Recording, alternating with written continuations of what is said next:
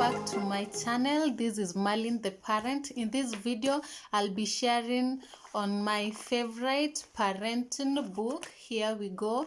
I'm so excited, and please remember to subscribe. Now, apart from sharing this book with you, I want to talk about the ultimate goal of parenting. Now, as a parent, what's your desired outcome? What do you want to achieve at the end of it all? For me, I think the goal of parenting for most of us is to have children who are independent. And apart from independent, just children who are interdependent, children who can relate well with others, children who can work along with others. And with that, with independence, we want to see our children be able to take care of themselves. We want to see our children being able to make decisions and great decisions by themselves. And with that, making great decisions based on the ethical values and not the rewards or the punishment, like the positive or the negative influences. Now, for a positive influence, that could be for like a reward. You do good, and then like there's something that you'll get, or a reward. And then for negative influence is probably like you'll be punished, a jail term, or you'll be fined. So that tends to make someone to actually do good or make great decisions, but just pure decisions based on the ethics or ethical values. And then we also want to have children who actually make an impact in our society. With that, it actually reminds me of something, because there is no way that you're going to have children who are relating well with others and we've not taught them in interpersonal skills. Now let's take a look at these skills. Like, when we have communication skills, how do we teach communication skills to our children? I think in a way we need to start at home, just to be speaking with them and then giving them that opportunity to also express themselves. And then the other thing that we also need to be teaching our children to be able to have great independence or interpersonal skills is like discipline, and then manners, like good manners, just courtesy, the polite words, the magic words, thank you, welcome, I'm sorry.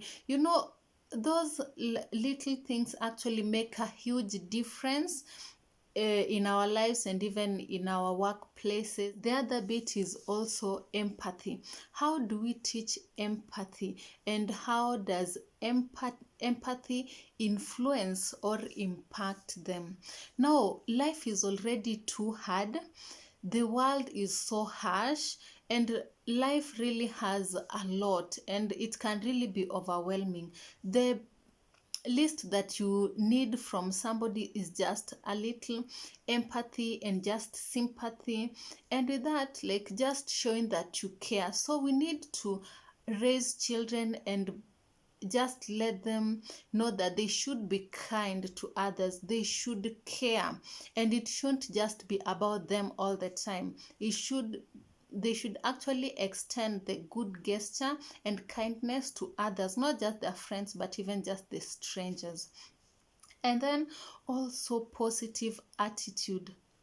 Like I had mentioned, life is hard, and along the way, our children are going to be faced with tough decisions. They're going to be faced with realities, because like it is life, and it's not like a script that we've written for them that has a happy ending. Sometimes, like, life just happens. We go through heartbreaks, we have these accidents and incidences that happen that can also be so overwhelming, but just instilling positive attitude that no matter what happens in life and no matter what happens to you, you can actually make great decisions, and you can actually also decide to look at things differently in order to manage the situation, and move in faith and not in fear.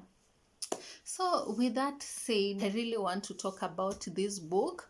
I bumped into it while I was reading another book, and so this is not about marketing. I haven't met the author, but she's a Kenyan author, an African, and I really love this book because of the mixture of spirituality and then modern science plus the traditional values. Now, for those amongst the three, I love it because of the African touch in it, because of the proverbs that it has, the African proverbs, and then the traditional values, and just looking at how parents used to do it before, and they were illiterate, yet they had so much knowledge on what they needed to do. So this is my favorite book. It's Parenting with Purpose plus African Wisdom. African Wisdom. The author, Dr. Gladys Mwiti, it also encourages me and it equally challenges me to walk in integrity and to teach integrity to my children. Let me mention one African proverb that is here, and it actually talks on legacy of sexual morality. And the quote is, if a mother steals with a child strapped on her back, what do you expect of the child? Now, that is a reminder to us as parents that just what we normally say, that children do learn through observation. It's not what you're telling them, it's what you're doing yourself. This is just a reminder for us as parents that children learn through observation, and it's not just the words that we push in them, but also that they are copycats, that they see, they do. What you're doing, that's what they're going to equally do. And then the other proverb here is, and this is on self-discipline, and discipline, we know that is very key in parenting. So this one is, one should punish a child the first time he comes home with a stolen egg. Otherwise, the day he returns home with a stolen ox, it will be too late. And that is an Ethiopian proverb. So in other words, this is just telling us that for parenting, teaching integrity and training a child should not start at a certain age. It should start when they are still tender, when they are making those tiny mistakes that you just see and then you even tend to overlook. If a child comes back home with an item that is not theirs, and then you just like, oh, it's just a pen, or it's just a pencil, or it's just a mere book, just a mere broken ruler from school, the day that that child will actually come now with something of greater value, what will you do? You'll be shocked. Don't wait for those huge mistakes. There's this Swahili saying that samaki mkunje angali mbichi. When the child is still young, that's the time that you need to stress these values. That's the time that you actually have to stress on the importance of all these things that you want to teach them, because that's the time that you can actually correct them. Unaweza mkunja, just like that Swahili is saying samaki mkunje angali mbichi, when the child is still flexible. For this book, like Parenting with a Purpose, we need to have a greater goal. We need to have the bigger picture in our mind even as we parent. And for me, knowledge is power. And since in the other video I'd actually posed a question like, how do you parent? And have you ever attended any parenting class? Do you know of any? And such. Just like we normally go for these short courses to know how to manage our money, to know how to manage our finances, it's equally important for us to garner knowledge on how to parent.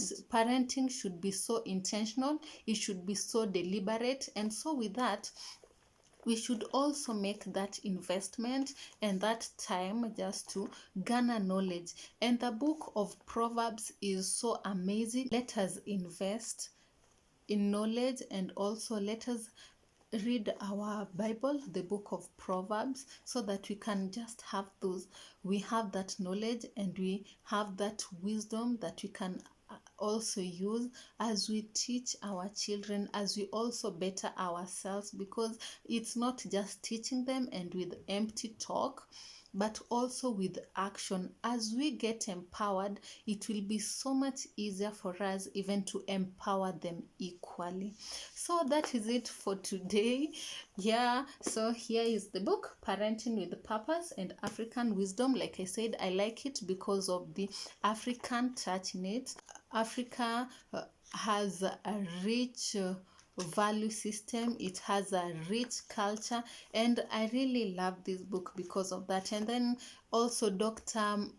Mwiti is a psychologist, so apart from just like the traditional values and then the spiritual aspect of it, she also touches or encourages parents even from the clinical view of things, and that is from the psychological view of things, and gives examples even with the other parents that she's interacted with, the clients, teenagers that she's interacted with, and just encourages parents to take time to be with their children, and not time that you are at home but you on your phone, but you are at home, you are available, but you are equally present. So I hope you've been encouraged with this. So kindly share what you books that you've also read, so that I'm equally knowledgeable and equipped as you are, hopefully. And yeah, as usual, thank you so much, and please remember to subscribe, please remember to comment, to like. Thank you so much. See ya.